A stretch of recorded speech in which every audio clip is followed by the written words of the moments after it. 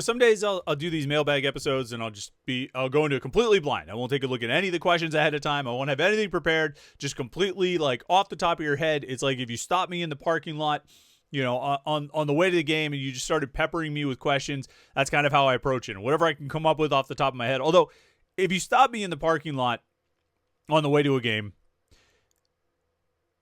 I probably will be more candid than I am when I'm being recorded. So if you ever really want to know what I think about things, stop me in the parking lot and be like, hey, Chris, what about this? Or what about that? I try to be as honest and candid as I can on this. I try to be completely genuine and sincere. But, anyway,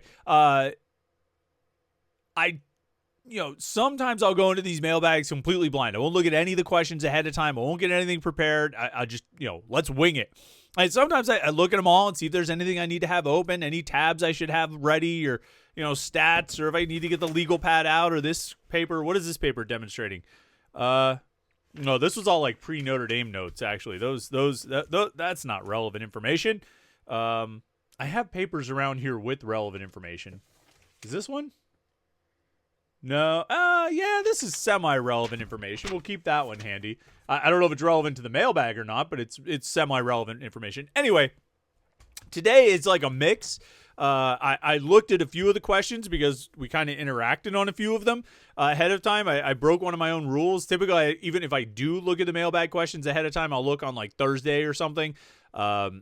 I actually looked earlier than that and ended up getting into a bit of a conversation in the mailbag thread, which is what I try to avoid doing. But so I've looked at some of them, but I haven't looked at all of them, and I don't even remember the ones that I did look at. So we're not entirely blind today, but we are semi-blind, legally blind, I guess I would say, which pretty sure when you're legally blind, you still really can't see. Anyway, let's do it. It's the best day of the week. It's Friday. It's the Morning Pitt Mailbag right here, youtube.com/Panther-Lair.com.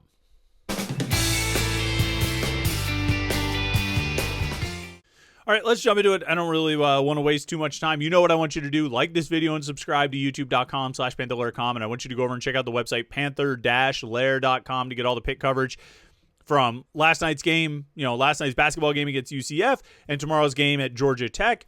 Lots of Pitt coverage for you right there at Panther-Lair.com. And, of course, message boards to talk to other Pitt fans all day, every day. Pitt fans talking about Pitt sports on the message boards at Panther-Lair.com.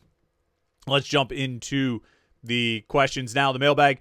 Bruno, Pitt fan, starts us off, says, Chris, do you foresee a future that has a cap on NIL spending? Without one, I just think the gap is only going to get bigger and bigger between the Notre Dames, Penn States, Ohio States, Alabamas, etc., and teams like Pitt.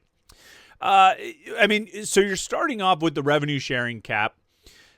That's one thing they are capping.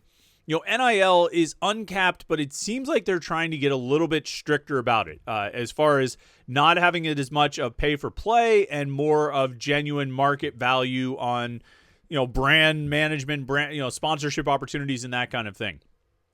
I think it's going to be tough to completely regulate that. I think ultimately what it'll get to is some sort of salary situation, some sort of contracted salary situation where, that's what you deal with, is actually paying the players for their, for playing for the team, being part of the team.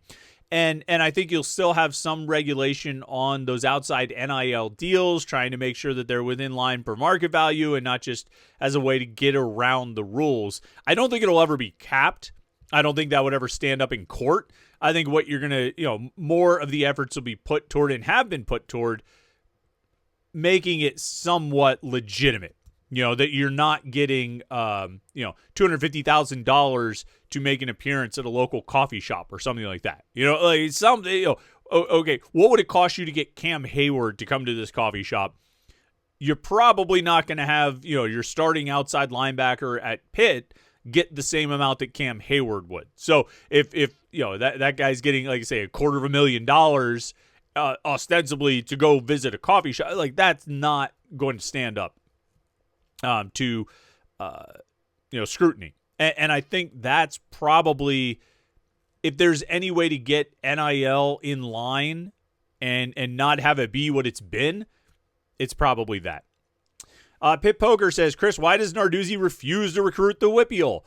and cites a tweet from Big Game Panthers where Big Game Panther says Pitt needs to be going for these guys, but Narduzzi refuses to recruit the WPIAL. He's talking about Jay Timmons, the cornerback at Pine Richland, being named a 5-star prospect, and how he's committed to Ohio State. It's not about refusing to recruit the WPIAL. Pat Narduzzi doesn't refuse to recruit the WPIAL. Whether he's good at it or not, or whether they have success in the WPIAL is a different question, but there's no refusal to recruit the WPIAL. This is actually what I replied to in the middle of the thread, as opposed to waiting for the mailbag. There's no refusal to recruit the WPIAL. You talk about Jay Timmons, like Pitt offered him last fall. He was on campus this spring, I think multiple times. Like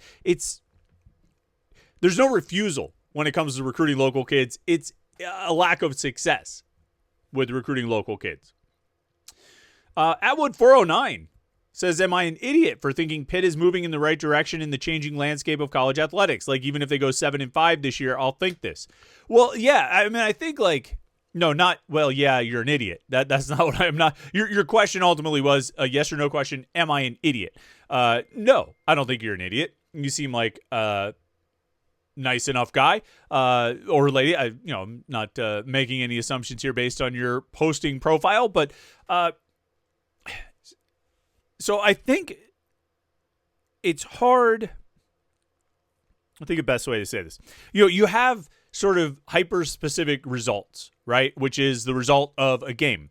You draw back a little bit, you pull the camera out a little bit, and you're, the results of a season. And then you look over the course of 3 years, and you look over the course of 5 years, and you talk about what direction you're heading in. You talk about the direction of Pitt's program in the changing landscape of college athletics. I think if you look over the past 5 years, 4 years, or 3 years, however, when we've really gotten into this, transfer portal and NIL era, I think Pitt has been remarkably successful. Remarkably, for a program, that occupies the space they occupy in the landscape of college athletics. I think that, they have largely held on to the players they want to hold on to.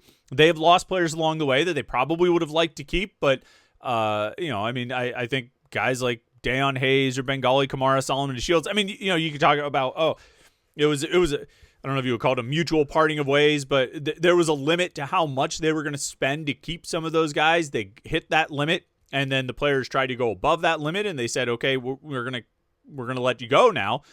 We can't go any higher. But they did hold on to Gavin Bartholomew for multiple years. They held on to Rodney Hammond, I think, after 2021 or after 22. He, had opportunities to go elsewhere. They held on to Kenny Johnson for a couple years. They returned Kyle Lewis and Rasheem Biles and Eli Holstein and Desmond Reed this past year. Like, all four of those guys could have gone somewhere and probably gotten a pretty penny. And Pitt was able to generate the resources and to not necessarily have the number one, like the top offer on the table for some of those guys, but they were between the resources and the relationships, they were able to keep those guys here. I think it's huge. I think it's huge that you brought back Kyle Lewis, Rasheem Biles, Eli Holstein, and Desmond Reed. Whatever you want to say about Holstein now, he could have gone somewhere else and gotten money and gotten paid well. I don't think there's any question about that with how he played last season. And not to mention Kenny Johnson. Desmond Reed could have gone somewhere else.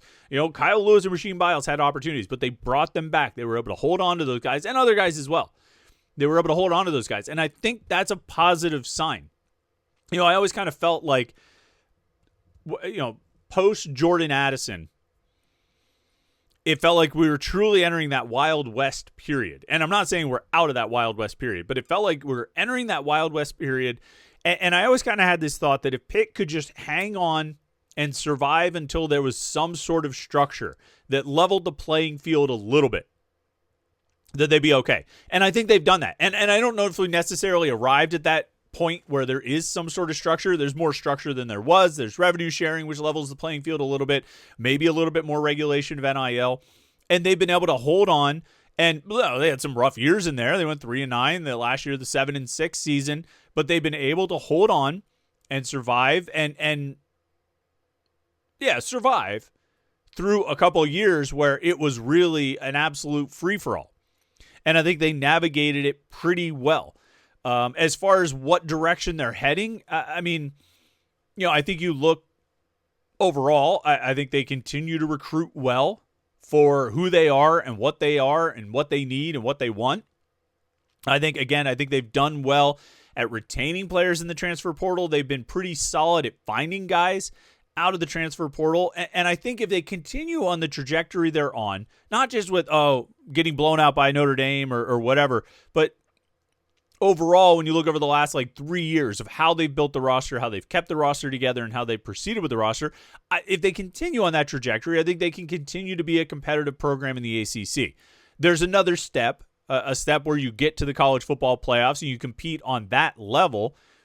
And I think for Pitt, that is, finding those confluence years, right? Where you've got Mason Heinchel right now. If you can keep him, maybe Mason Heinchel's junior season, or even, sophomore season, if you can put the right pieces together, then you can really take that big leap, have that big jump season, that confluence of events season like they had in 2021, when they would have been a playoff team in a 12-team field.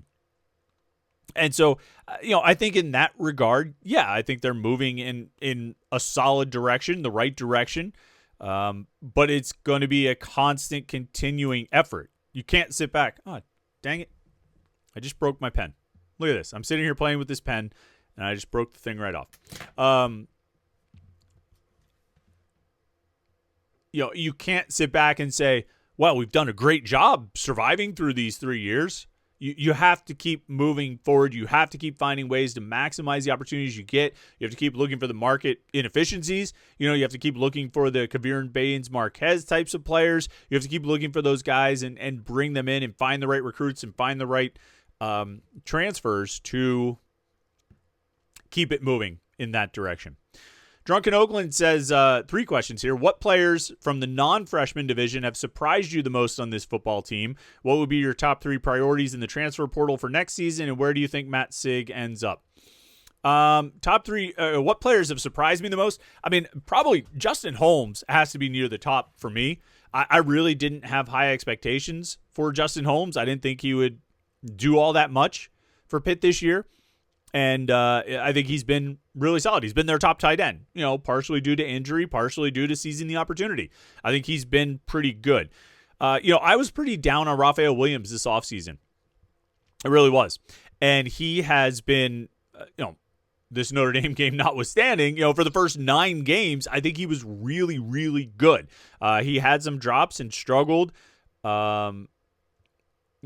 Against Notre Dame, but I think he's had a really strong season, and that has surprised me. So I would probably point to those 2 guys. I don't know if on defense, if there's anybody who's really surprised me from the non-freshman division. Kavir Baines Marquez. That's another guy that I thought, well, that's a nice depth add. I don't really know what he's going to do. He's ended up being really good. What would be your top 3 priorities from the transfer portal for next season? Well, I think if I could sum it up, I would probably say line,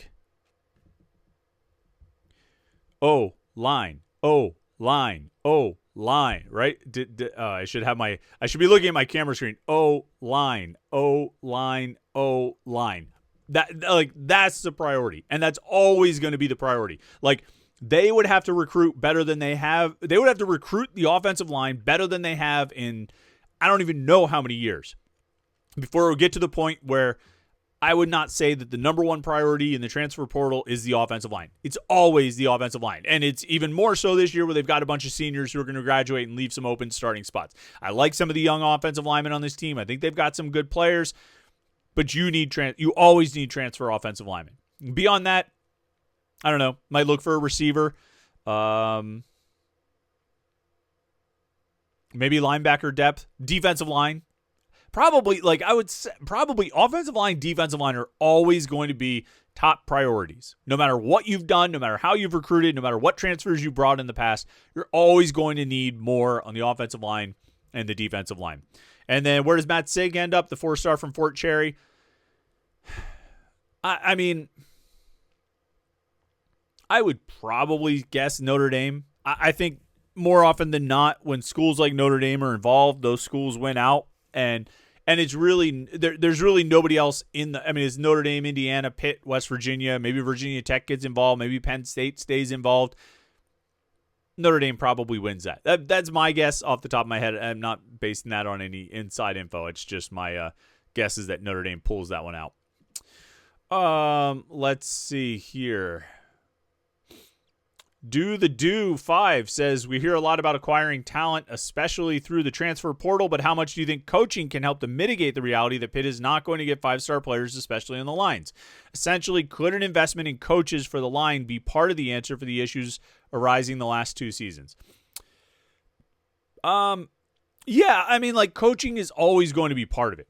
You know, I'm a strong believer that, you know, the Jimmies and Joes and all that stuff more than the X's and O's, but in terms of development, developing linemen on both sides of the ball, but particularly the offensive line, you need good coaching. I don't think there's any question about that.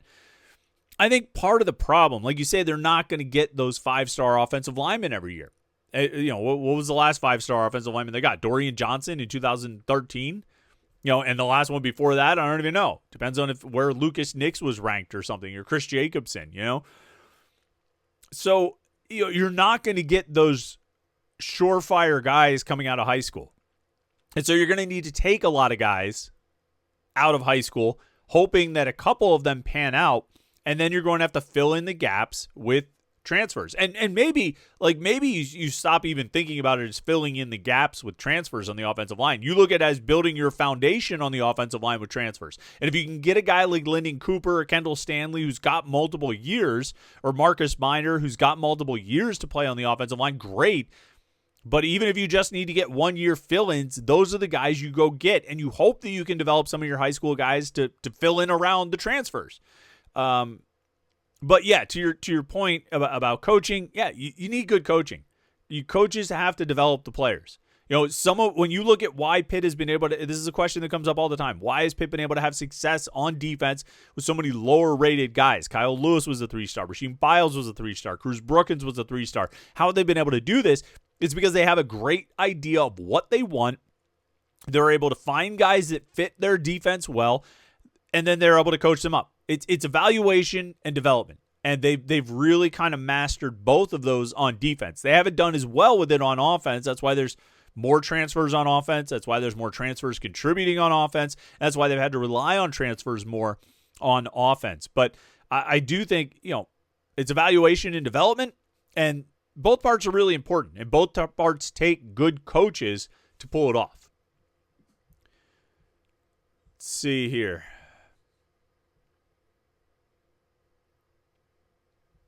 Kurt46 says, I'm always curious about how the staff handles a huge recruiting weekend like this past one with a similar game outcome. I truthfully don't know how much time they get to spend with the recruits anyway, and it's why they don't host a whole lot of official visits during the season. Do they try to spin it as this is why we need you? Either way, it has to be hard and awkward.